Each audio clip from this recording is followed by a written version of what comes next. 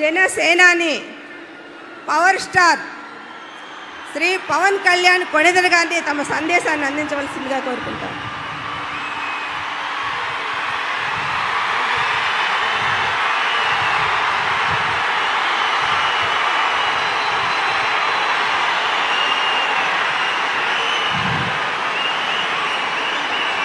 పితృదేవతల ముక్తి కోసం పరితపిస్తూ వారి వారసులు హిమాలయ పర్వత శ్రేణుల్లో ఉన్న గంగోత్రి నుంచి మొదలయ్యే గంగానది దారి కోసం ఎలా ఎదురు చూస్తున్నారో అలా గౌరవ ప్రధానమంత్రి శ్రీ నరేంద్ర మోదీ గారి రాక కోసం అభివృద్ధి లేక అప్పులతో నలిగిపోతున్న ఆంధ్ర ప్రజానికం, దాష్టీకంతో దోపిడీతోటి నలుగుతున్న ఆంధ్ర ప్రజానికం, అవినీతి అప్రజాస్వామిక విధానాలతో కొట్టమిట్టాడుతున్న ఆంధ్ర ప్రజానికానికి ప్రధానమంత్రి, మన ప్రియతమ ప్రధానమంత్రి శ్రీ నరేంద్ర మోదీ గారి రాక, గంగమ్మ తల్లి భూమి మీదకు వచ్చి హిమాలయాల నుంచి భూమి మీదకు వచ్చి ఎలా సేధనిచ్చిందో మన ప్రియతమ గౌరవ ప్రధానమంత్రి శ్రీ మోదీ గారి రాక ఈ ఎన్డీఏ పునర్కలయిక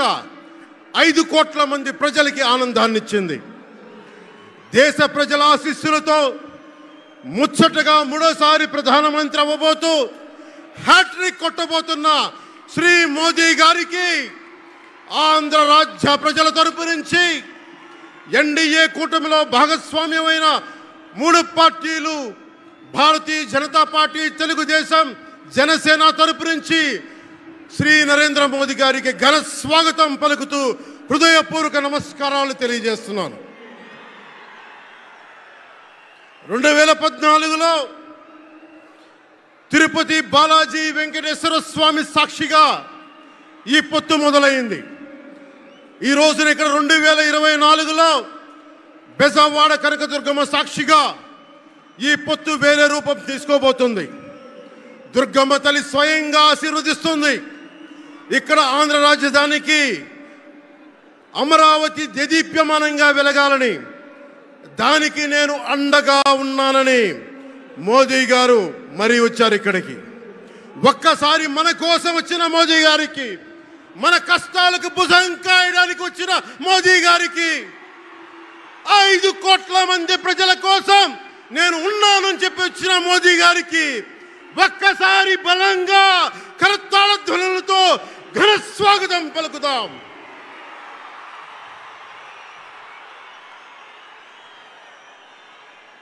రెండు 2014 తిరుపతి బాలాజీ ఆశీస్సులతో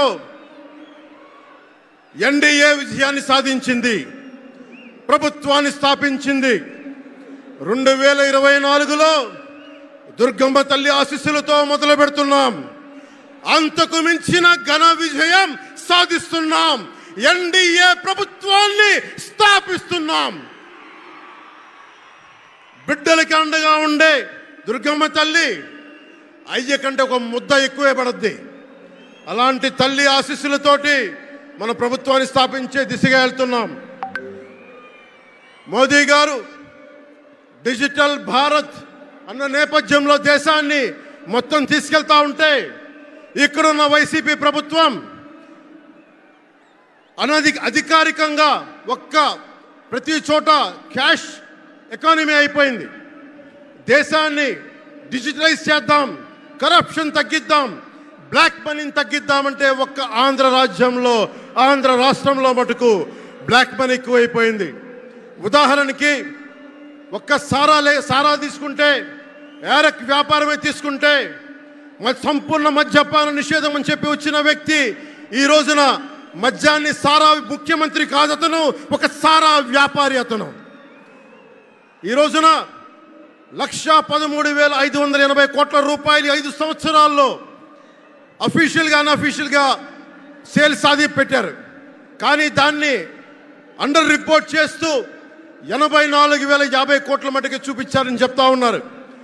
ఈ రోజున కేంద్ర ప్రభుత్వానికి కానీ భారతదేశపు ఎక్స్చెక్కర్కి కానీ 10,000 కోట్ల రూపాయల జిఎస్టీ ఎవేషన్ జరిగింది.